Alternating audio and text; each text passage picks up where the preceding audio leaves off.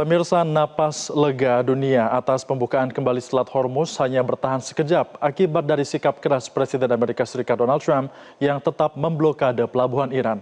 Di tengah ancaman krisis minyak global, Selat Hormuz kini terjebak dalam diplomasi panas dan cengkeraman konflik yang mengancam ekonomi global.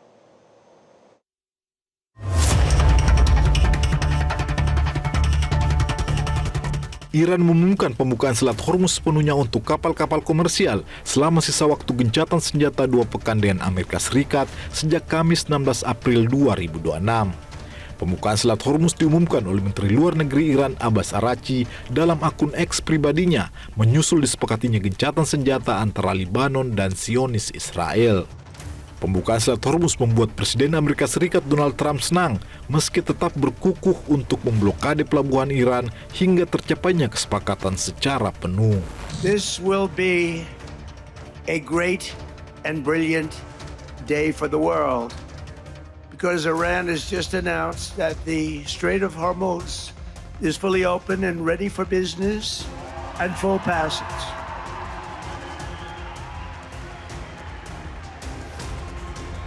But the naval blockade, with the greatest navy in the world, from the greatest military the world has ever seen, will remain in full force and effect as it pertains to Iran until such time as our transaction with Iran is 100% complete and fully signed.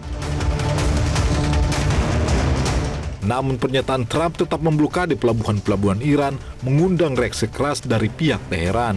Baru sehari dibuka secara penuh, Pusat Komando Militer Iran IRGC menyatakan kembali menutup Selat Hormuz pada hari Sabtu 18 April dan akan terus melakukan hal tersebut selama Amerika Serikat tidak angkat kaki dari wilayah pelabuhan Iran.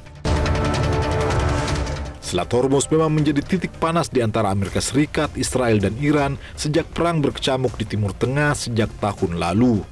Wilayah ini memang cukup krusial karena menjadi rute utama bagi raksasa minyak dunia seperti Arab Saudi, Uni Emirat Arab, hingga Kuwait dalam menyalurkan 20% konsumsi minyak harian global.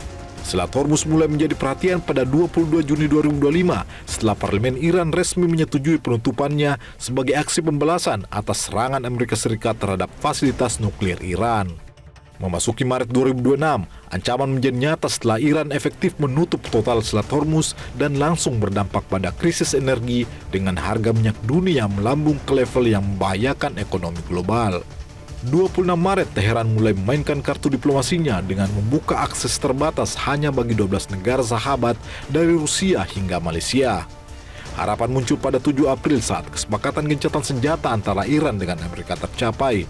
Namun nafas lega itu hanya bertahan singkat setelah Israel mendadak menyerang Lebanon hingga menyebabkan lebih dari 250 warga sipil tewas. Sementara perundingan damai di Islamabad yang gagal memicu reaksi keras Washington, lalu memblokade total seluruh kapal yang telah berafiliasi dengan Iran di Selat Hormuz sehari kemudian. Titik terang akhirnya muncul pada 16 April, seiring tercapainya gencatan senjata antara Lebanon dan Israel, namun lagi-lagi Selat Hormuz ditutup sehari kemudian setelah Amerika Serikat menolak hengkang dari aksi blokadenya. Komando Pusat Amerika Serikat CENTCOM pada hari Jumat merilis rekaman video yang menunjukkan pasukan Angkatan Laut Amerika Serikat di Selat Hormuz memerintahkan sebuah kapal dagang untuk mengalihkan rutenya ke Teluk Oman sebagai simbol keinginan mereka untuk tetap memblokade wilayah tersebut. Pakar strategi PPAU Agung Sasongko Jati menilai langkah pemerintah Amerika Serikat tetap memblokade Hormuz adalah bagian dari strategi untuk tetap mengendalikan wilayah tersebut. Namun strategi tersebut bakal berdampak buruk pada citra Amerika karena mereka akan dituding sebagai pemicu semakin merosotnya ekonomi dunia. Sekarang mereka menyalahkan Amerika Serikat. Kenapa? Karena tindakannya loh, katanya mau membuka ini. Begitu dibuka, kenapa kamu suruh balik saya? Nah, jadi alasan Amerika, karena mereka kepentingan Iran. Masalahnya sebagian besar kapal itu bukan kapal yang berasal dari portnya Iran, dari pelabuhan Iran.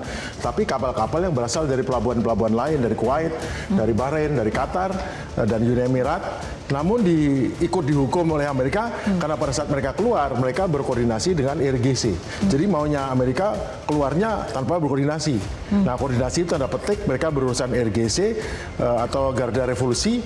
Nah, itu yang membuat jadi apapun yang lewat Garda Revolusi akan dibalikkan. Nah, sekarang kalau ini dilaksanakan terus-menerus oleh Amerika, nanti kan yang dirugikan malah dunia.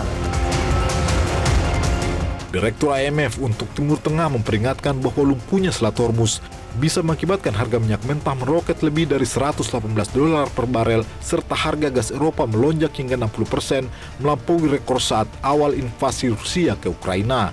Bahkan dampaknya merembet ke rute pelayaran yang melandai, biaya asuransi pengiriman, dan lalu lintas udara jatuh ke titik terendah. IMF menyatakan kondisi ini bukan lagi sekedar masalah energi, melainkan disrupsi logistik global. The impact is highly uneven across countries in the region.